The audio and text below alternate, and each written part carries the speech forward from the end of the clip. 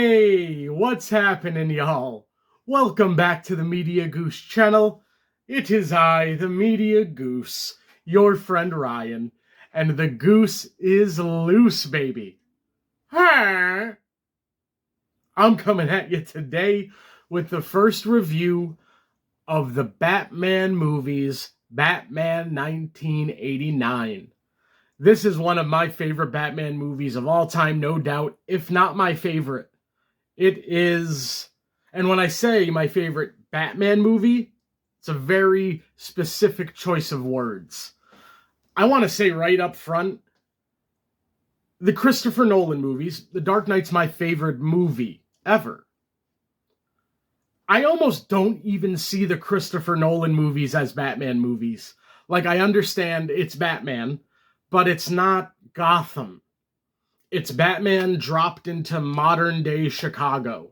And one of my favorite parts of the Batman lore is Gotham City.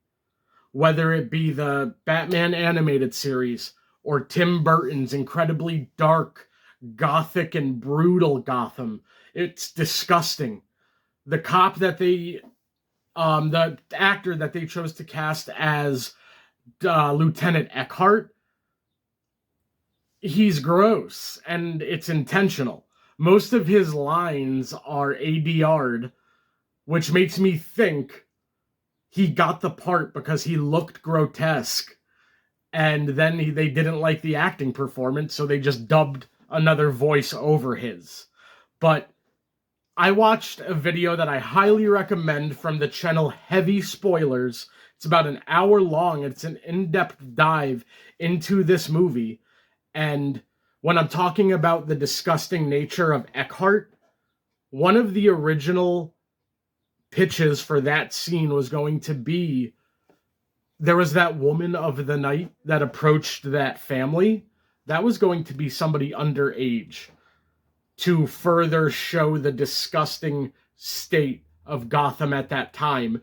And they were even going to show cops hitting on her to show you the cops are not heroes here. The cops are not people that can be relied on here. There are not good people in Gotham, is kind of the vibe they're trying to set. And we start off right away, one, with Danny Elfman's iconic score, and we start with a family that I think is meant to trick us into thinking it's Bruce Wayne and his parents, Thomas and Martha. But they're just a random family there. They look like tourists. They have a map out. The kid has on a I Love Gotham shirt. So it's meant to evoke the feelings of Batman's origin story. It is a little weird that Batman's like lurking on the roofs and doesn't swoop down to protect that man. But either way, Michael Keaton as the choice to play Batman, I think is excellent. It's funny to hear now that when he got cast in 89, 50,000 fan letters were sent into Warner Brothers demanding they recast the role. So this was one of the first big rejected castings in Hollywood. And Tim Burton being the director, I think he was coming off Pee-wee's Playhouse, which doesn't exactly make you think Batman, but studios want proven directors in terms of being able to make money. And if you know Tim Burton now, as we know him and all of the work he's done, Batman's perfect for his style. And I think he created my favorite Gotham City in terms of live action movies. I would take the Arkham Gotham and the animated series Gotham over the Tim Burton Gotham, but in terms of the live action Gotham cities, Tim Burton's is my favorite, including this movie and Batman Returns. And I just think how it is just a brutal looking city.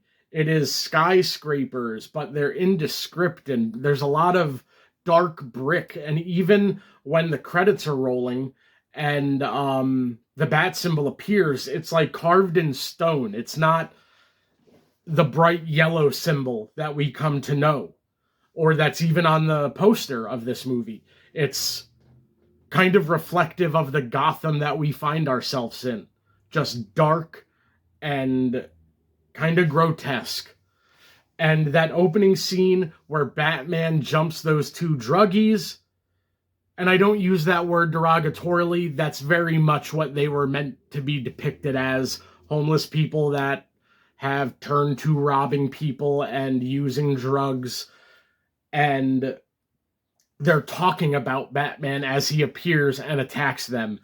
And the execution of the first time you see Batman was so perfect. He appears, first he drops in the background, and it's kind of horrifying. He's like the Predator from Alien versus Predator. And when he approaches and he jumps down on them, it is, I think, very much like a horror movie. And they shoot him and he falls. And I think that was a choice to really make Batman feel human. Like the way people are describing him, like this 6-foot bat creature, showing him get knocked down and then getting back up shows him as like not infallible. And then he gets up and immediately kicks one of the drug addicts through a fucking door. And then he grabs the other guy and hangs him over the edge of the roof. And he's yelling, "Don't kill me," because they were talking about how he dropped another guy off a roof. I doubt it's the case that was him, but he kills people later in this movie. And I'm going to share an opinion later, which some Batman fans might hate me for. And I don't care. But anyway, after that, Batman tells him, "I'm not going to kill you. Tell all of your friends who I am." "What the hell are you, man?" "I'm Batman." That's perfect. Instead of George Clooney, "Hi, Freeze. I'm Batman." "No, you're fucking Bruce Wayne, dude. I know that voice." No, he does that gruff lower thing without sounding like he's choking on gravel like Christian Bale. And then we kick into Harvey Dent, Billy D. Williams. One of the biggest missed opportunities of Tim Burton not returning for Batman Forever, the third of the first 4 live-action Batman movies, was the fact that Billy D. Williams was finally going to turn into Two-Face. And I think he would have been incredible. Billy D. is a fantastic actor, and I would have loved to see him instead of Tommy Lee Jones. Tommy Lee Jones, the first monologue Tommy Lee Jones does in that movie is good because he's showing the duality, and then the rest of the movie he's chewing the scenery like he watched Nicholson, but only the like extreme comedic Nicholson parts, and just thought that was being a villain in a Batman movie. It was dog shit, and Billy D. Williams would have done way better. But while we're in this kind of, I don't know what meeting it is, but Harvey Dent's there, Gordon's there, a bunch of cops are there. We see that Bruce Wayne does have a seat at a table, but of course he is not there. One thing I find interesting here is Bruce Wayne, people don't know him just by looking at him. People don't know his parents were killed in Crime Alley in the way that every other movie, you know Bruce Wayne and you know his history.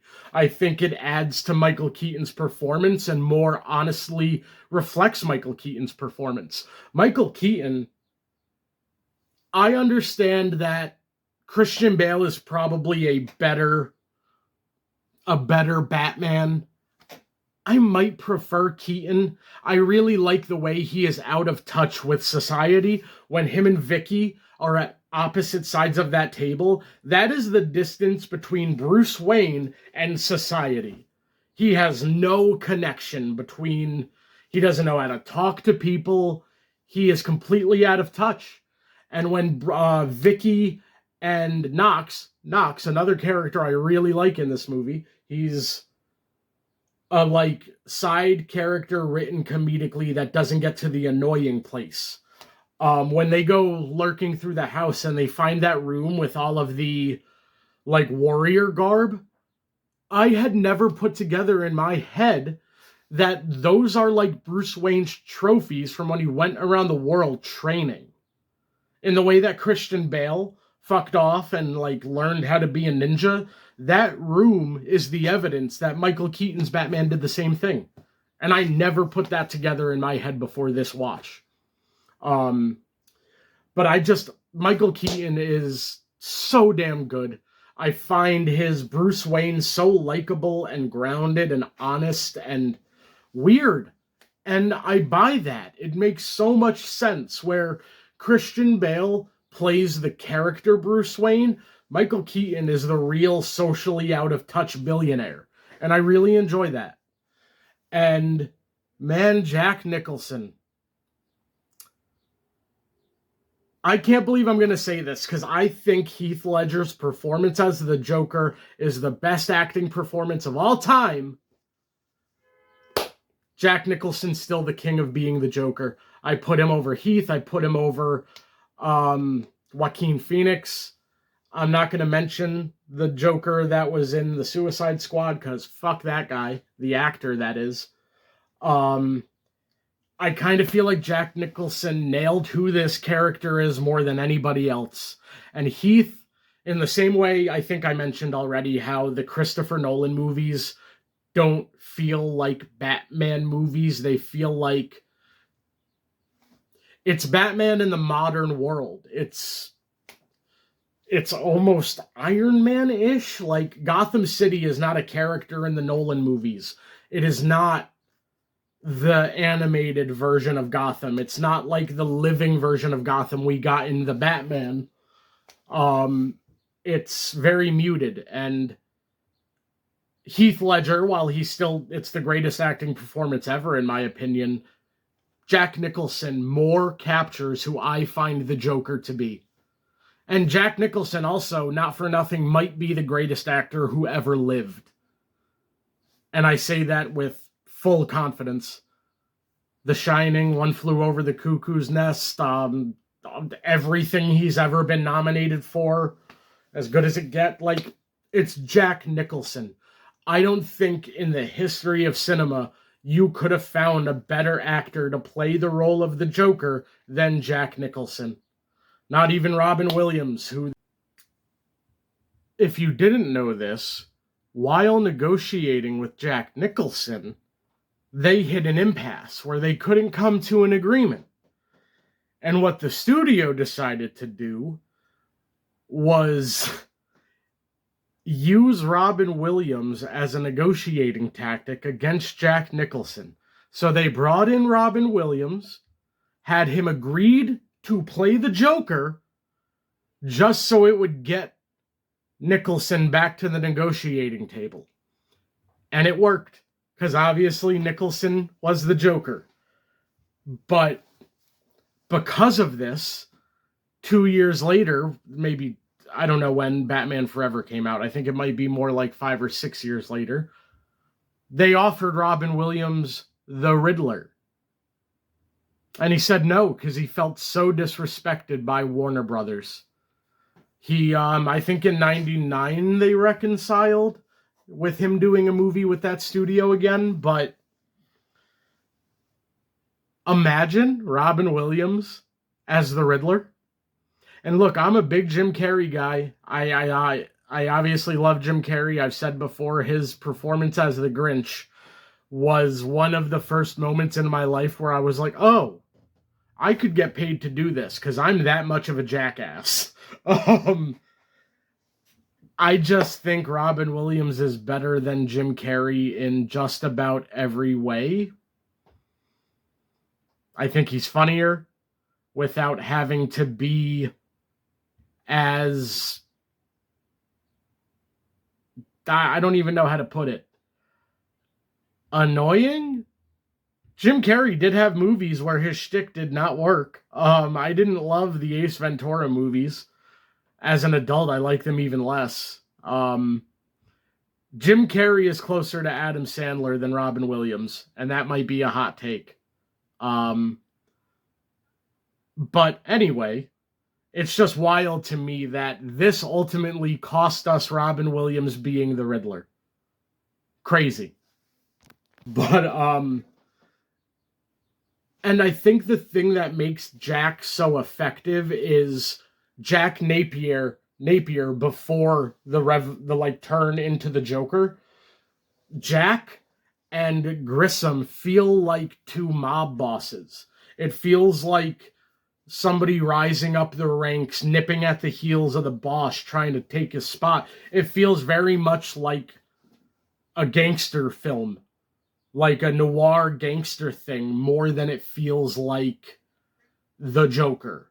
And I think that added a really fantastic grounded nature. That scene Nicholson has with I think Alicia's her name, Grissom's woman, where he is so arrogant. Like, it's like if Sky Masterson from Guys and Dolls was a prick, which he kind of is. But it is just perfection as the Joker. And I can love Heath Ledger, and The Dark Knight can be my favorite movie, but this is a better Batman movie. Also, I have to mention Kim Basinger, fucking B Rabbit's mom from 8 Mile. She's incredible as Vicky Vale. I may have just been smitten and swooning because she is gorgeous. And her performance is wonderful. I think who plays Chase Meridian in the Batman Forever movie? I can see her damn face. She does those Regal Cinemas commercials. It doesn't matter. But Vicky Vale, I think, holds up in her scenes with Alfred, with Bruce. It never feels like she's a damsel or she's just written in. She is a character that stands on her own, and I love that. They throw in a couple of misogynistic lines at the very beginning between her and Knox, but besides that, she is presented as a really capable character, and I think her performance is excellent. I think the leads of this movie are Jack, Keaton, and Kim. Those three carry this movie so incredibly well. I love the chemistry between Vicky and Bruce, and that scene at the table, the distance between them, and then getting to the place where Bruce gets more comfortable. It is just a wonderful dynamic between those characters, and I love it in this movie. And you have Alfred pushing for Bruce to go with Vicky, and I just so love every aspect of this movie, y'all. Alfred is excellent as well. He's kind of like the most... This is like the most maybe accurate, like, to the comic Alfred. Maybe Michael Caine is, but this just feels more like Grandpa Alfred to me. That scene when they're at the kitchen table and he's telling stories made me so happy. And then there's the big showdown at Axis Chemicals, and when Batman picks up Nicholson and he's like, oh my God! And they have that moment where they both look away and then look back at... So damn good. I think the direction of this movie is excellent by Tim Burton in terms of the camera work, in terms of the way he let moments breathe. It's just a fantastic movie. I came back to this movie... I don't know, when you go back to any movie before like a certain point in time, you never know how it's going to hold up. This movie not only holds up, but I think it's even better now than I've ever appreciated it. This feels like the most accurate Batman movie. Not a Christopher Nolan movie, not Seven, which is what Reeves did essentially. He just made Seven. And I loved it. I do love the Reeves Batman. I got the poster up, but this feels like the most truthful version of a Batman movie there is, I think. And I love so much of Batman, but this movie just so captures it. And maybe it's the nostalgia, because I told you I grew up on this. I had the Batmobile toy, the toy from this movie. This is the Batmobile for me. I don't like the tank that it became, or the like muscle car. This is the Batmobile in my opinion. Let me just flip through my notes, see if there's anything else I really want to hit on before getting out of here. I love that Bruce goes to Vicky ready to tell her that he's Batman. He goes ready to have that conversation, and then the Joker walks in And that might be my favorite scene in this movie, because Bruce gets like a child where he can't communicate well, and his dark side kind of comes out, and he forces Vicky down and is like, "You're a really nice girl and I really like you, but I need you to shut up. I have something to tell you." The way these actors navigated this movie just didn't feel like a superhero movie. It felt like they were all acting in, like, I don't know, like The Untouchables. Like, it really has that kind of feel. A little Goodfellas even to it. This movie hits on so many levels. My pain has a name, and it is Batman. The scene in the museum is iconic when they go over all of the art with the Joker colors. Also, I could not make this video without giving all of my love and respect to the legend that is Prince.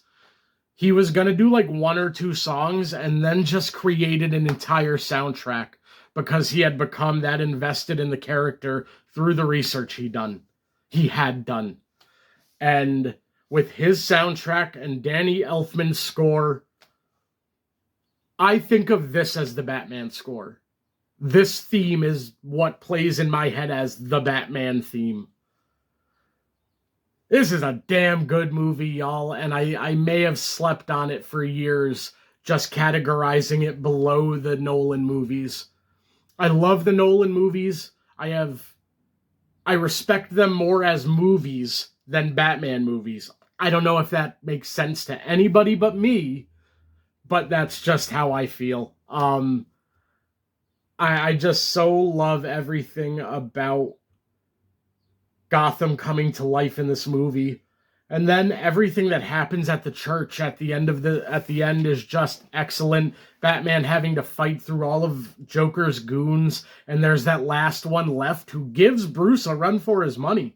It's a really good fight between them at the end, as Joker is just in the background dancing with Vicky. Y'all, please go watch this movie again if you haven't in a while. It is so damn good. Michael Keaton gives one of the most layered, nuanced takes on Bruce Wayne we will ever see. Kim Basinger makes herself more than a damsel in distress or a kind of forgettable character. She really stands in every scene she's in. And Jack Nicholson deserved an Oscar nomination and maybe a win, but we were not at a time where Batman movies got nominated or any superhero movies got nominated, but his performance is that damn good. And somebody who has said more times than I can count what I think of Heath Ledger and his performance as the greatest acting performance ever, Jack is still the Joker. Jack is still the king. I kind of feel like the only person who comes close to Jack is Mark Hamill. But y'all, Batman 89, what a perfect Batman movie.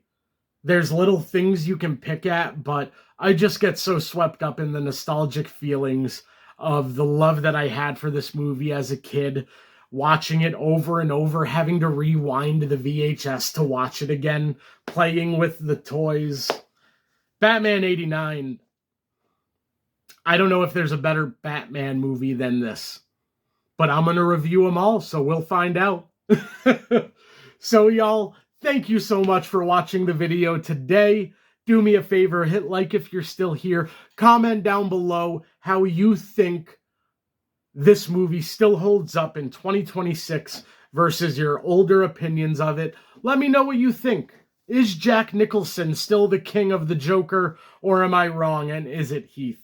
I won't be mad if you think that, because I'm kind of shocked I feel that way. But in the way that Jack was dancing all over the place and singing and just laughing, it was sinister. It's a sinister Joker. And to me, it's like a horror character almost.